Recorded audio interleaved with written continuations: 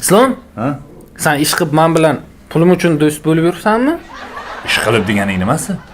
Men sen bilanchi faqat pul uchun do'st bo'lganman. Rahmat. Men senga shubha qilib o'tiribman-da, haqiqiy do'st emasmikan deb. Sen menga shubha qilyapsanmi? Eslatib qo'yaymi men-da.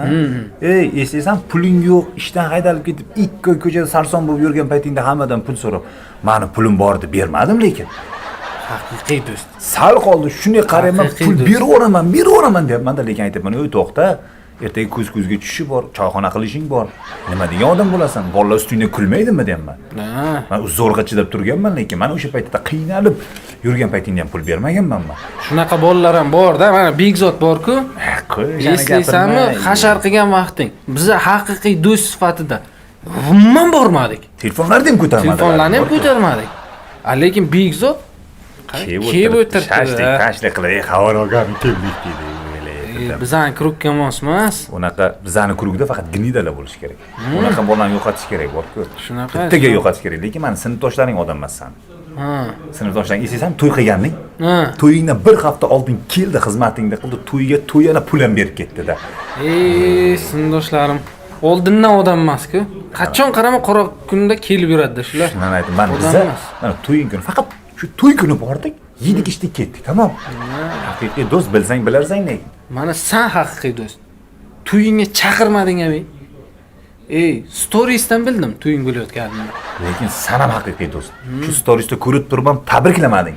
Shu bolani to'yi ekan demading. Do'st degan do'st. Shubha qilmaganman senga. Do'st degan shunaqa bo'lish kerak. O'zi men sen yaxshi ko'rgan qizga uylanganman. Men yaxshi ko'rgan qizimni aldab yo'ldan urib, sen uylangan. Men o'sha paytda bilganman haqiqiy do'stligingni. Shunoq ko'zlaringga qarayapman, aytaman, gnidalik bor-da aytganman. Mana bundan do'st chiqadi deganman. Rahmat, lekin mana shu qiyin kunlarimda tashab ketayotganing uchun, pul so'ragan paytim bermayotganliklaring uchun. Do'st bo'lish kerak haqiqiy. Islom. Do'st topiladi. Pul topilmaydi. Ana shuni biriktalab tushunmaydi-da. Menga qara, mansabdan ketdikmi? Ishdan haydaldikmi? Pulimiz qolmadimi? Tashab ket. Kechvor. Shunaqa bo'lish kerak. Haqiqiy do'st degani. Haqiqiy do'st degani qiyin kunda sotib ketish kerak. Kerak bo'lsa, qiyin. Sherzod haqiqiy do'stim. Sherzod mana 3 yil bo'lyapti, 100 ming so'm qarz oldi, yo'q bo'lib ketdi shu. Do'stligini 100 ming so'mga sotib yorgan. Haqiqiy do'st. Ana do'st. Qarana, telefonni ko'taradi.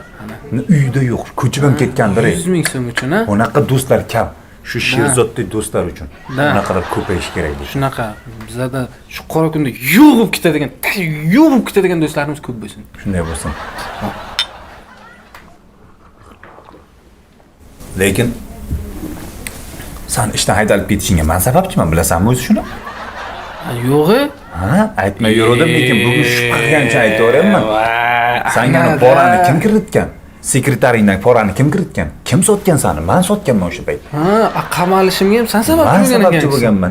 2 yil qamoqda o'tirib chiqqansan meni deb bilsang bilarsan lekin. Men haqiqiy eng katta o'rtog'im sensan-da baribir. Men haqiqiy ichi qora ablah odamman. Lekin sen ham shunga arzigulik bo'lgin. Mana harakat sabal mehr paydo bo'lyapti senda. Harakat qilaman. Qara, men hozir yaxshi joyda o'tiribman. Sen ham bir harakat qilgin. Men bilmay qolib surpriz qilgin. Shuni qamoqdan chiqqanimdan keyin men edim degan ko'zimga yosh kelib ketmasin. Xursand bo'lib ketay. Shunaqa do'stlarim ko'paysin. Bo'ldi. Do'stlik. Men buni ham to'layverasan, qaymi? Yo'q. Mana qara, do'st yo'q deydi. Malades. Haqiqiy do'st. Kamayib ketyapmiz bunaqalar kam juda ham.